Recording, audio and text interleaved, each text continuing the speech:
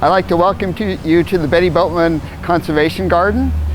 This garden was first planted in the 90s. This area behind you used to be all lawn, and now it's a water-wise landscape. Hi, I'm Bob Eagle with the Contra Costa Water District. I work in Water Conservation Department. This is a demonstration garden for the public to come and look at plants. It's meant to give you the public ideas of what might work in their own garden. So you can look at different flower colors, plants, and their size and how they look next to each other. Over 100 plants in the Bette Boatmun garden. These are all water-wise plants. This side of the garden here that we just replanted is all California natives. The landscape is going to fill in, and it's going to be pretty full of plants. We're looking at plants that are going to bloom from late winter through early fall. This plant is California native. It's called monkey flower. This many varieties of red, orange, and yellow. Okay, this is the Oregon grape. It has a yellow flower and it gets to be about 5 feet tall. Yeah, we have another California native here. This is a penstemon. There's many different penstemon in California. Most of them are pink or red in color. This one is a purple. Is a California native manzanita. There are 3 or 4 different manzanitas in the garden.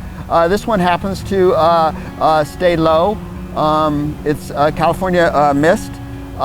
In front of me here is a California deer grass. A little different when we planted this new part of the garden, and that's most of these plants are native to chaparral areas, and they call mineral soils. That means there's not a lot of organics.